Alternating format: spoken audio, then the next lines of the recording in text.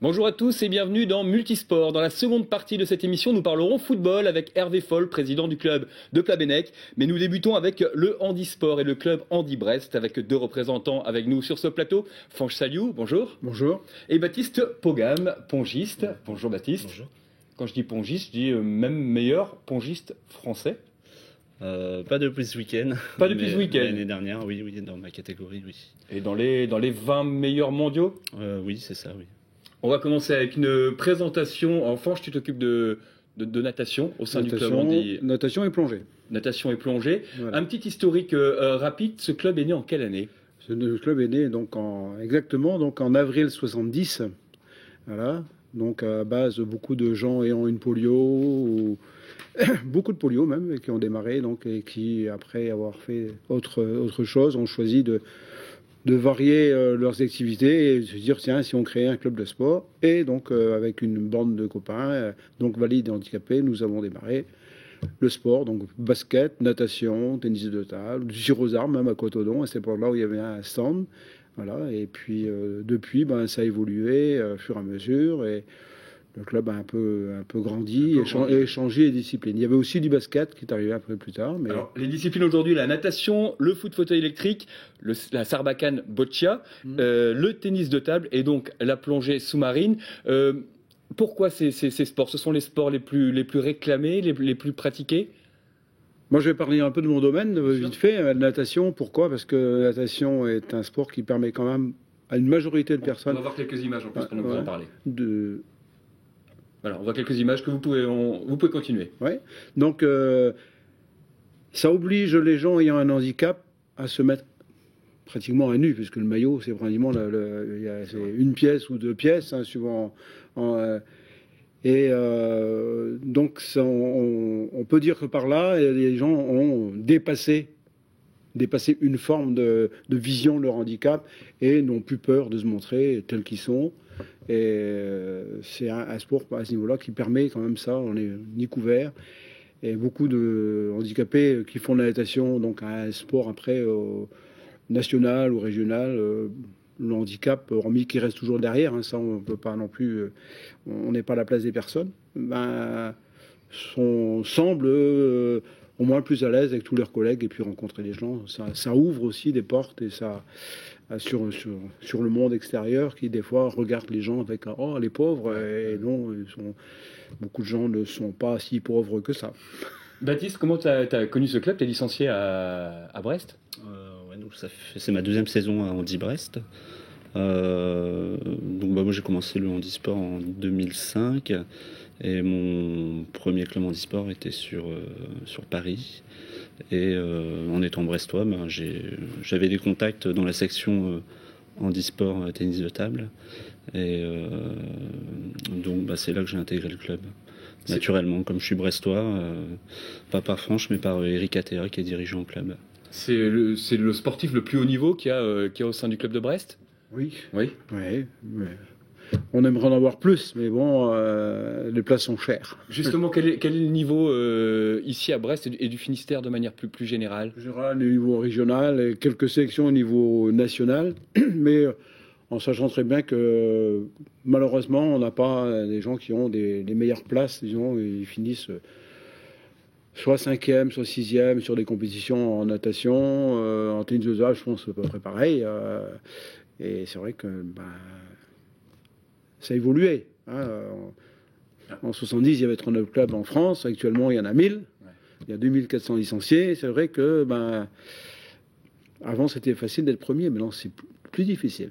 Est-ce qu'on peut imaginer des créations de nouveaux sports assurés par Handi Brest? Ou alors, est-ce que vous tendez plutôt à ce que les clubs de valides accueillent des handicapés en leur sein? Alors, des clubs nouveaux, c'est certain que, comme on l'a fait sur le Torbol, qui n'est plus actuellement sur Brest, mais qui a existé, ce sont des gens volontaires, donc ces personnes à vue réduite ou voire quasiment aveugles qui pratiquent cette discipline.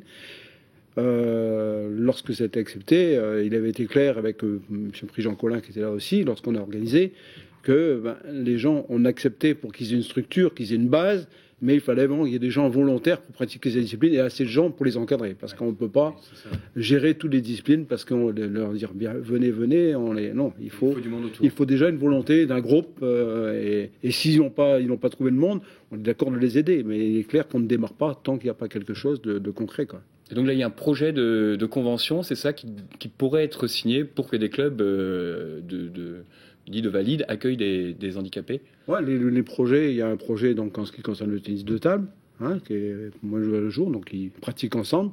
C'est une très bonne évolution d'ailleurs pour les personnes handi, de vérifier aussi leur niveau au niveau valide, et certains donc au-dessus de certains valides, ce qui est très bien. Et ça permet aussi d'avoir un entraînement plus régulier, parce que c'est des clubs intégrés qui ont des entraînements beaucoup plus importants en semaine, alors que souvent en e-sport, lorsqu'on décroche les créneaux, ils sont assez limités, parce qu'on ne représente pas non plus le nombre. Donc ça, c'est en vue. L'idéal, ce serait que pour la natation, ça se fasse pareil, parce là, on découvrirait peut-être d'autres talents, parce que des personnes qui auraient un rejet dans e-sport avec une vision handi, comme si un handicap était... Puis certains aussi n'ont pas encore dépassé lieu, et que certains jeunes handicapés, des fois, ne veulent pas fréquenter les handicapés, parce qu'avec leur vécu, des fois, on ne jette pas la pierre, chacun est comme il est. Et c'est vrai que si un club valide accepte cette discipline-là, avec ce que ça entraîne, ça permettrait aussi de mieux se connaître, et puis la vision des choses, une vision des choses, et puis avoir un plaisir. Et le handisport permet quand même de faire découvrir à une personne handicapée que ce qu'on fait, elle a des compétences au niveau handisport, mais qu'elle peut aussi pratiquer avec des valides. Toi, justement, la particularité, c'est que tu joues, on l'a dit, tu es licencié ici à Brest, mais tu joues dans un club avec des valides autrement. Oui. Le tennis de table, ce qui est particulier comme sport, c'est que l'ensemble des sportifs handicapés en tennis de table le pratiquent en valide. D'accord. Donc moi j'ai démarré comme ça, j'ai toujours fait du tennis de table en valide, parce que j'avais un bon niveau, j'évoluais dans le championnat national par équipe, et le handisport est vraiment venu se greffer plus tard, parce que mon handicap est de naissance. Alors, on va avoir des images justement qu'on va commenter avec toi de la compétition interrégionale. Alors en matière de handicap, tout est, j'allais dire, tout est représenté entre guillemets. Enfin, c'est très large, j'imagine. Donc il y a 10 classes de handicap en tennis de table. Donc de 1 à 5, ce sont les personnes en fauteuil, donc on dit assises, et de 6 à 10, c'est les handicapés debout. D'accord. Donc ensuite, plus le chiffre est croissant, plus le handicap est important. Et mineur, on va dire. Classé 10, c'est ça ? Voilà, oui, c'est ça. Est-ce que dans les compétitions, je l'ai lu, tu vas me dire si c'est vrai, parfois les gens entre eux sont assez durs. Ah oui, bien sûr. Les échanges, on se moque même du handicap de l'autre. Enfin, c'est ce que j'ai lu. Alors, je sais pas si c'est énorme. Pas pendant un match, mais c'est sûr que le handicap peut devenir un outil tactique durant le match. Ouais. Oui, c'est sûr. C'est sûr qu'on a d'autres entre le valide et le handisport. Il y a d'autres schémas tactiques qui se mettent en place par rapport au handicap. Oui. Alors, ton objectif, toi, c'est les Jeux Olympiques de 2012 à Londres. Ouais, éventuellement, oui. Tu n'as pas été retenu pour les précédents Jeux Olympiques. Tu étais le 20e, mais il fallait dans les 16 premiers, c'est ça en gros ? Pour Pékin, oui. Ouais, pour Pékin. Oui. J'avais pas rempli les critères internationaux à l'époque. Donc c'est sûr que là, les qualifications pour les phases préliminaires pour les qualifications pour les Jeux, ce sera à partir de mars 2011. Avant ça, il y a un pré-objectif qui sera ce sera les championnats d'Europe en octobre 2011. Il y a pas de championnat du monde en Croatie également ?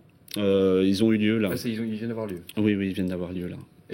Et comment tu envisages ces différents rendez-vous ? Enfin, Pékin, t'étais déçu, mais apparemment tu n'en voulais pas non plus plus que ça à la fédération. Après, c'est toujours difficile de concilier profession et sport. Donc là, moi, je suis en train de m'arranger avec mon employeur pour essayer de mettre une convention pour pouvoir être détaché au niveau du travail et m'investir davantage sur les compétitions.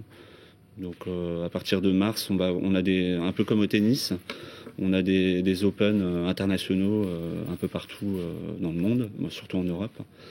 Et à l'issue de ces tournois, on marque des points et on monte dans le classement mondial au fur et à mesure. Et au mois de décembre 2011, on fera les comptes et à ce moment-là, il y aura une liste de présélection pour les Jeux de Londres 2012. J'imagine que tu sers aussi de grand frère, peut-être pas, enfin de guide pour les jeunes qui rejoignent le club d'Andy Brest en matière de tennis de table. Pour l'instant, je ne suis pas trop mêlé aux autres sections, mais en tennis de table, moi j'essaye d'être présent du mieux que je peux. Et c'est vrai qu'on a recruté quelques joueurs qui ont pu rejoindre le club là, il n'y a pas très longtemps. Ouais. Eh ben merci tous les deux d'être venus. On va tout de suite évoquer un rendez-vous dont on avait parlé la semaine dernière dans Multisport. C'est le Technos Trail qui se déroulait du côté de Plouzané, entre terre et mer. Des images de